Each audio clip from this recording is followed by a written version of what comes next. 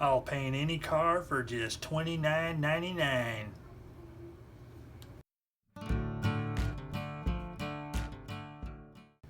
I'll paint any car for just $29.99.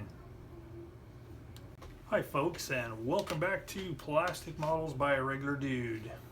Part number 7 of the Tamiya 1/35 scale M21 half track. In the last episode, I left off where I had taped off the interior and was ready to start doing the primer. So as you can see, I've done that, and I used Mr. Surfacer 1500 black as the base, and then Mr. Surfacer 1500 white to do the underpaint highlights. Now both of those were cut 50-50 with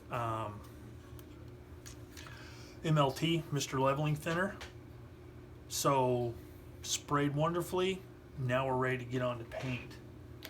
Now I also primed some of the accessories, like this roll of wire here, the extra fuel cans, the crew helmets, some mortar rounds still in the cardboard transportation sleeve, and I got the figures primed, so I'll be doing paint on those as well. Now I didn't notice this, but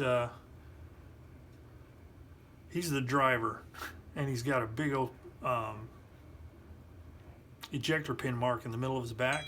Fortunately, he'll be leaning up against the seat, so you won't be able to see it, so I ain't gonna fix it.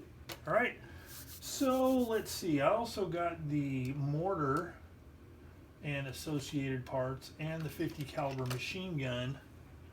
I got those all primed as well, so we're ready to do some paint. So I think for the paint on this, I'm going to be using Mr. Hobby Aqueous H52 Olive Drab 1. Now, one of the reasons I'm using this is it's a semi-gloss, and I like working with semi-gloss on vehicles. And this is a pretty good color. I used it recently on another kit, and I just like the looks of it. Let me give it a quick stir here and show you what it looks like. I mean, as good as I can show you on a computer monitor, because, you know, it could be different on different monitors, but that's the color right there. It's pretty good. It's a little fadey looking. It's not as dark as the Tamiya Olive Drab, and I want to go with a little bit more faded color, so that's what I'm going to use. I'm going to be using this with their own aqueous thinner, so it's relatively mild on the nostrils and such. And yeah, so I'm about ready to hit that up. So I'm going to mix up some of this paint. I'm going to spray it, and then we'll come back and take a look. Fast forward some, and here we are. So I got the paint sprayed on the vehicle. I did some brush painting on the tarp, musette bags. That's really all the detail painting I did. And let's see, I got this cushion put in. And then I did the decals, as you can see. And you know, these Tamiya decals, sometimes, I mean, they work good, but sometimes they can be kind of tough. Now, I don't know if you can see it, but right here,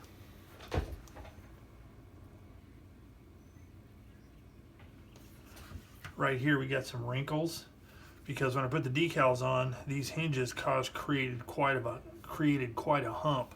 So when I put the Tamiya, I used Tamiya Mark Fit first. I put that down, put the decal on, let it sit for a bit, and it wasn't snuggling in. So I switched over to this Mark Fit Strong, slathered it on there, same with these stars on the sides. And still, you know, didn't seem to be really settling in, so I busted out the old Walters Solvaset. Stuff never fails. put that on there, and that got it to settle down. But because it was so humped up, whenever the thing started sucking down onto the model, it created these wrinkles. So, you know, I'm not going to mess with them. I think I put a gloss coat on it after I got the decals on, so I can do some washes. And then I'll put a flat on here so I can start the weathering. But I think once I put the flat on, it will kind of reduce the impact of those wrinkles. So anyway, gloss is on there. Time to do some washes, and I am going to start with dark brown wash for green vehicles by Enamel Wash Ammo by MIG. And I like this stuff because, and it's not really necessary to do a gloss coat before, you know, putting this on there, but sometimes I find it flows a little bit better. But this stuff, I find it works really well in that you can put it on there, and if you get too much, just using one of these, you can wipe the excess off super easy. So that's one of the reasons I like it. Now this is just the initial,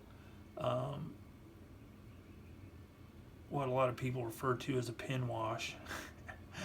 I remember one time seeing some dude responding somewhere, having a cow about people calling this a pin wash. Now, when I hear a pin wash, I'm thinking it's called a pin wash because you're doing a real fine line, like the size of a pin, like an ink pen or something, right?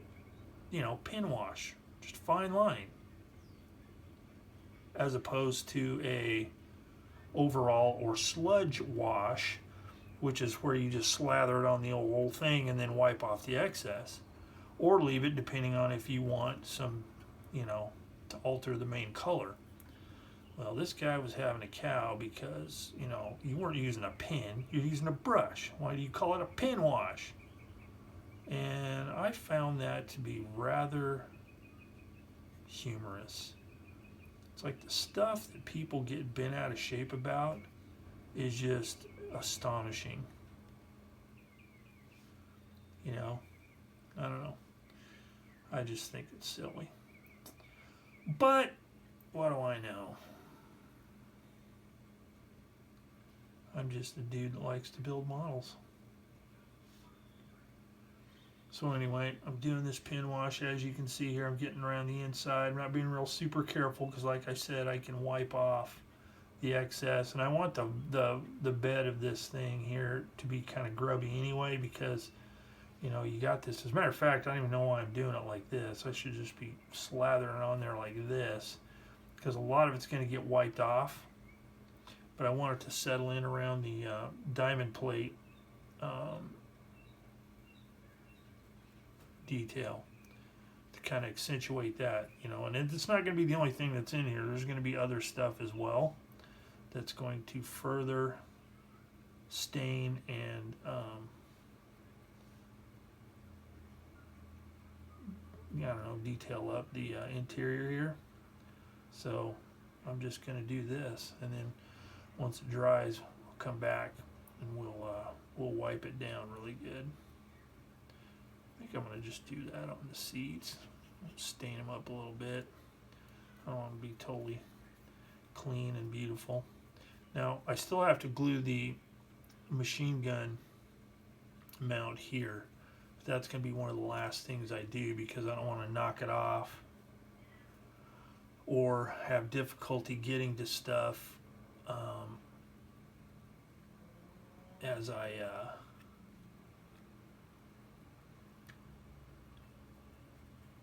do weathering, so I'll just do that towards the end. So we're doing this. I'm not going to do this all on camera, so, you know, don't bail out on me just yet.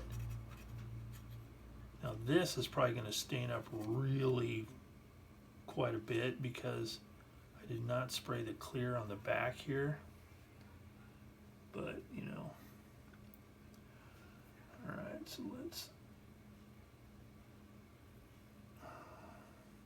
Now the clear I used is SMS, Scale Model Supply. out of Australia. And I've used their paints, but and you know, this isn't a bag on the paints, okay? Just let's get that clear, because there's a lot of people use these paints and get like superb results. I, on the other hand, don't do so well with it, and I think it's because the way I paint, the way I spray my stuff. I tend to. I was getting some weird stuff going on. I was getting some. What do you call it? Like some parts that were glossy and parts that were flat, like the paint's supposed to be. And I'm sure it was the way I was painting it. I wasn't like being real. I wasn't building it up, and that's kind of the way you have to do it. But there's something about it. Like I can spray other brands of paint, MRP for instance, the same way, and not have the same result. You know, it's pretty even. So it's a little more, needs a little more care in spraying than I'm willing to engage in, if that makes any sense. So all that to say, I used SMS clear gloss on this, and you know, it's pretty good, but again, for some reason I have better luck with other brands of stuff. So all that said, I'm just going to stick with the stuff I know. I won't be replacing any of the SMS paints. If you've used any of the paints, I'd be kind of curious as to your experience with the metallics, because I found the metallics to be very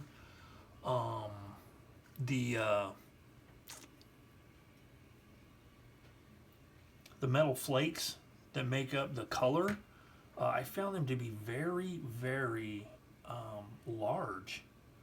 You know, I could see, it's almost like I was shooting ultrafine glitter out of the paintbrush, and if I used too fine of a needle, I had a problem with it clogging, and I think it's because the particulate is just kind of largish. Now, maybe I got some bad stuff, I don't know, but if you've had any experience with those, I'd really like to hear about it, just to see if it's just me or if it's just, you know, a thing. So let me know if you had an experience. But I won't be replacing any of the SMS paints as I use them up, and I don't have very many left. Now, and again, just for those of you out there, it's not to say that it's bad stuff. It's just it doesn't work for me. Okay, that's my thing. So anyway, I'm going to do a little bit more here to show you what I'm doing, and then I am going to turn the camera off and we'll come back to do the cleanup. If you just noticed, I shook this bottle up. It's a good idea to shake these things up occasionally, because the pigments start to settle, the solids, and you don't want that. So I stop and shake them every once in a while.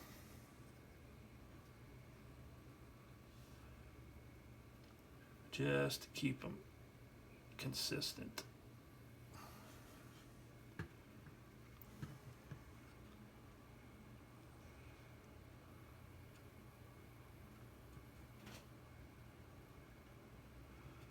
Just getting all the details.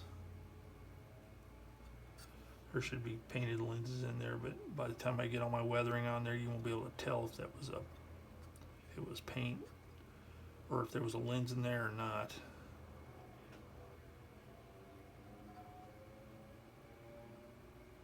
Okay, so this is what I'm going to do. I'm going to continue doing this all around the vehicle, all around the details, just to kind of pop them out a little bit, accentuate the lines.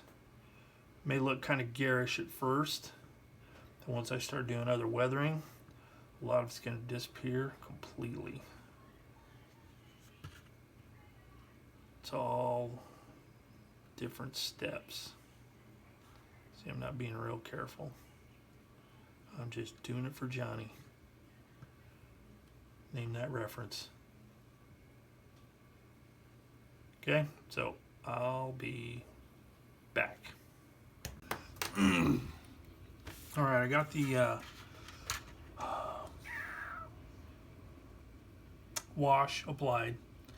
Got it wiped down. Now, the next thing I need to do is I need to start adding some oils and some dirt. Start grinding it up a bit. So what I'm going to use for that, first of all, is going to be the Abteilung 502 dark mud and light mud. I'm just going to use that to dirty this up a bit. And the way I do that is I find a piece of cardboard, or since I can't find cardboard, I'm just going to use this right here. But wait, you need to leach the oils out, some may say. Well, not necessarily, not with these. It's not really an issue with the Abteilung paints. It's not like they have linseed oil leaching out of them. So it's not really necessary to use it for on cardboard. I usually do just because I toss it when I'm done. But anyway, so let's put some, you know what, let's start with the dark first. And we'll layer it up.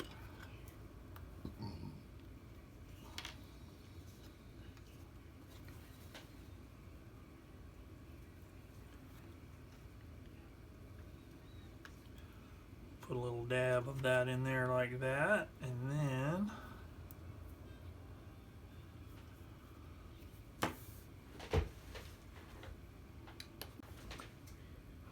what I'll do is I'll take this brush here and just kind of let's see, where can I start?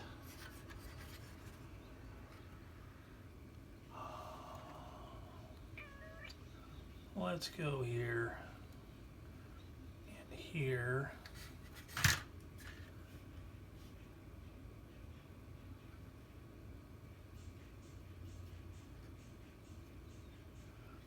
Because what I want to accomplish is dirt all deposited in areas that don't get traffic and stuff like that. Let's see if I can do this. Now this part you're not going to see as much, just because it's so dark on this green, but I'm going to be putting some lighter stuff on. So again, this is just to get it dirtied up.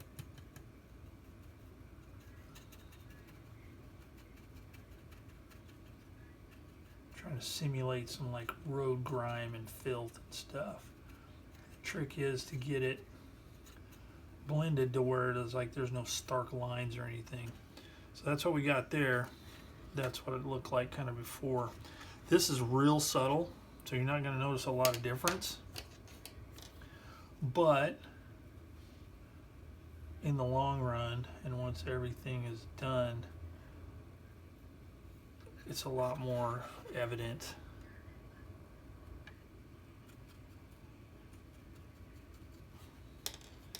And this stuff, it dries a lot faster than regular oils do, like Winsor & Newton or whatever brand of oils a person may use, but you do have some working time, so you can apply it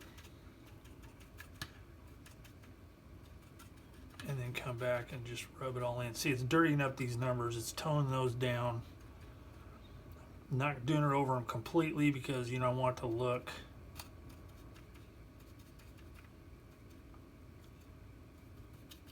kind of haphazard. Dull these stars down a little bit, just with the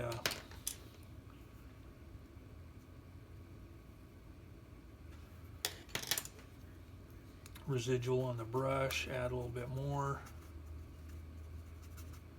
Just get those dulled down a bit. So you get the picture. So I'm going to continue to do this And then we'll come back and start working with the light mud, which is the lighter of the two. All right, now I got that's dried. I did a little bit of oil work down low, but before I get too far on that, I want to do some of this right here. Now this is Vallejo pigment, light sienna, and Vallejo pigment binder. Now pigment binder is different than fixer in that fixer is more like fluidy and like a thinner or something like that, and it helps kind of stick it, but it doesn't stick it really good, and it doesn't have any texture to it. Whereas pigment binder, this little small bottle I use to dispense it, pigment binder is more like thinned PVA glue, and you can actually get some volume out of it, and when it dries really solid. So you can do other weathering on top of it, whether you want to do some washes or whatever, without destroying what you have. So what I'm going to do, start applying it thusly to simulate mud. Nice thing is you can control how thick and how thin you want the stuff.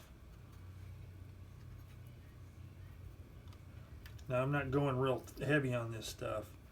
I don't want it to look like a really thick blobby caked on mud, although I have done that with this. It works really good for it. But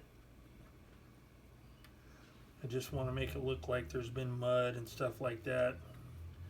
It's gotten up in there in the past. I'm not going to see much of that in there because of the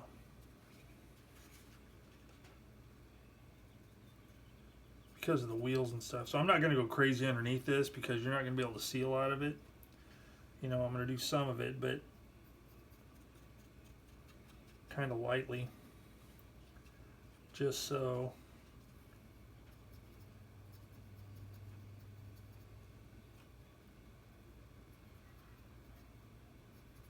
I really like this method. And it's, you know, I've used some of the mud products before, and I know that a lot of people use them and like them, and I'm sure once you get the technique down, they're pretty good.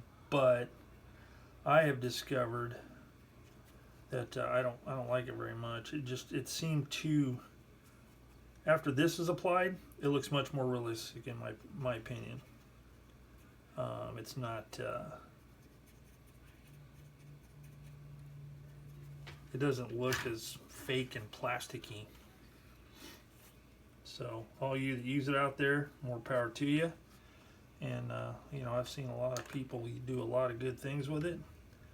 But for me and my household, I shall use my own mixes. I just feel like I have more control over it. So I'm going to continue on with this, and then once it dries a bit,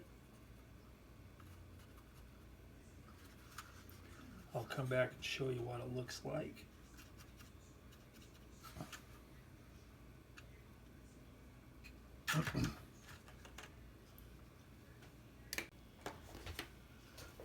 All right, so I got the mud on the sides. Now it looks pretty harsh right now, and pretty yeah, just looks pretty harsh. But I'm not done. So the next thing I'm going to do, however, is I am going to be doing a little bit of streaking. No, not the kind where you go running through a college campus with no clothes on. I am doing some streaking on the sides of the vehicle. Going to do some splotchy stuff, that kind of thing. So the way I'm going to accomplish this So I'm just going to put random dots of the light mud hither and yon, and then I will use a dampened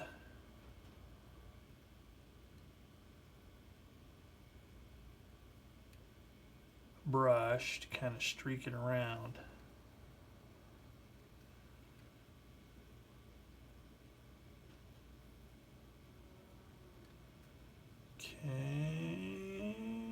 Okay, that'll get me started. So, wrong brush. So I'll use some clean thinner. Some on the brush, wipe most of it off, and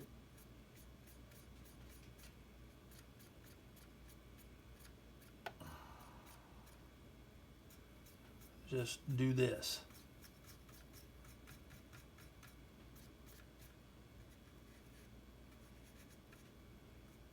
Shouldn't have put it on those rivets like that because it kind of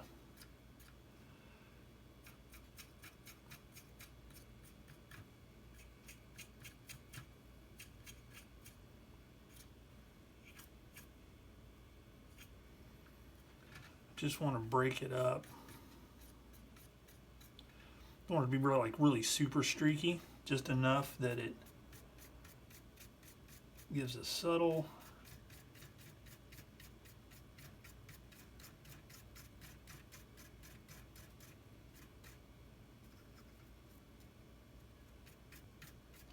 hint of discoloration.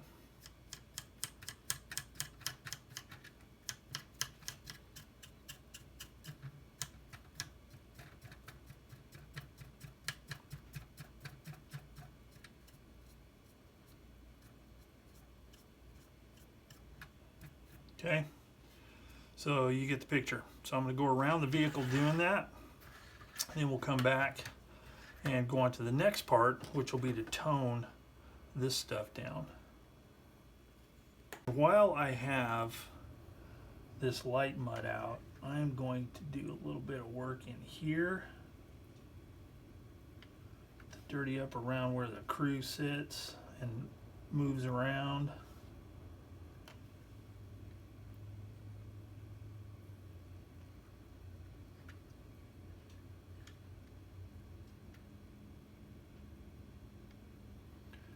Kind of break things up a bit. Okay, same thing. I'm going to use the brush I used the last time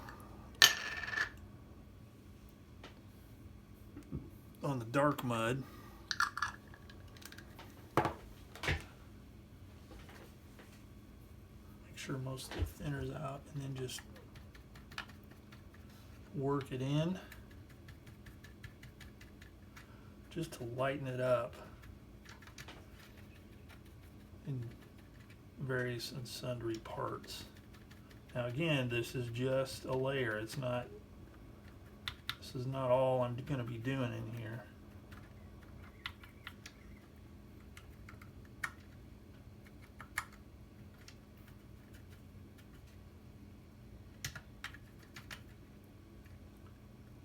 Okay, so it just kind of breaks it up a bit. Make sure it's not too distinct and too outlined, like that. So that'll work. You know what? These blokes would be coming in this back door, so we need to do some there as well. A little more of a concentration of it. That.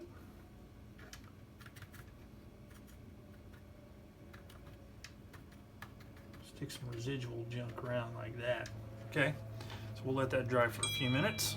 Okay, so what I did here is tone that down a little bit, and again, I'm not done yet, but the next layer was a light dusting of clear doped linen acrylic lacquer paint, and I just sprayed ever so lightly to kind of tie everything in and to tone that down a bit.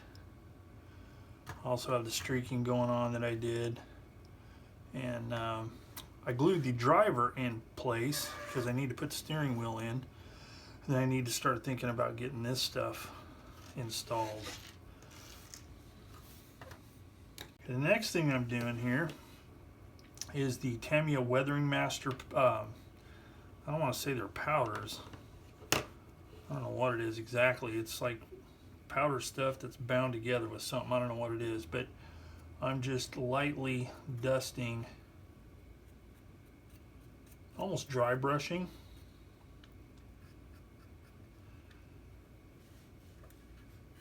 parts that I think need it, especially these tarps. It's bringing out some of the fabric, some of the folds and that type of stuff a little bit better.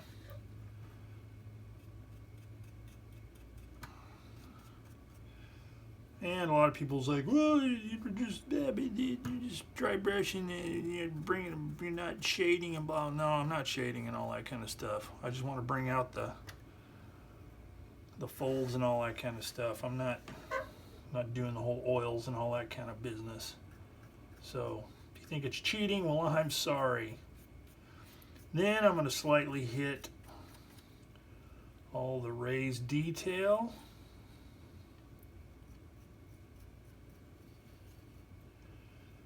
To bring that out again, dry brushing. It's one of those things that has fallen out of favor over the years, but seems to be making somewhat of a comeback. Maybe not this technique, but you know, I just want to dirty it up a bit. It's almost a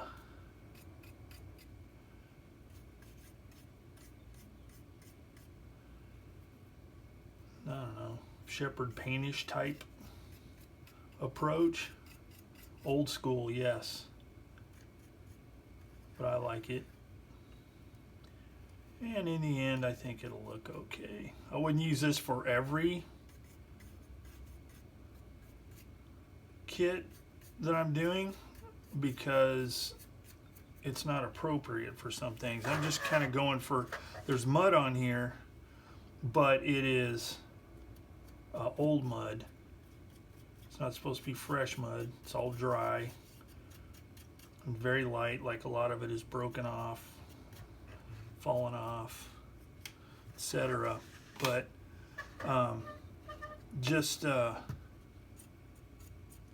so I'm going for more of a dusty approach.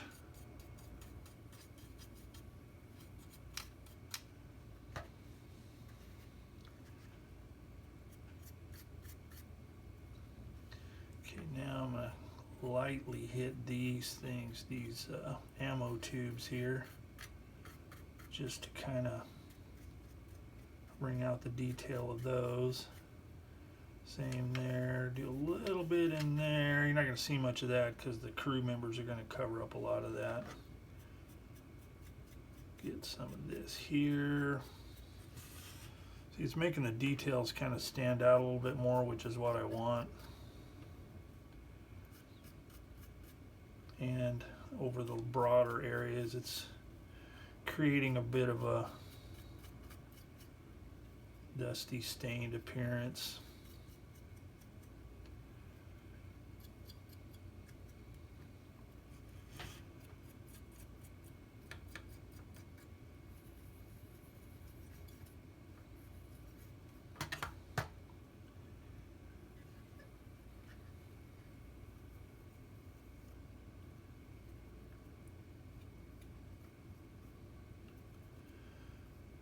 The tread of the tires, all the bolt detail on the wheel, details on the running gear there, like that. All right, so getting there.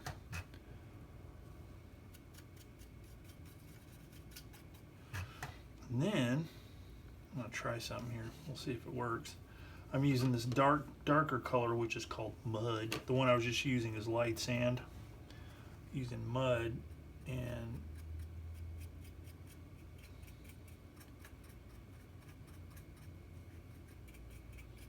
bring out some of the details on those packs.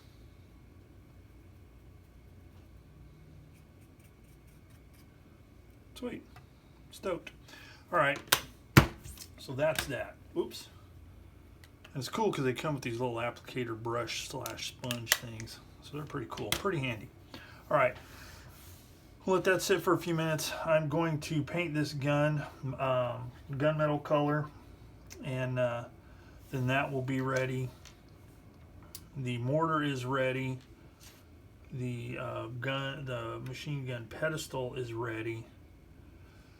So getting close here. So I'm gonna paint this, and then we'll come back and see if we're ready to start putting figures in here.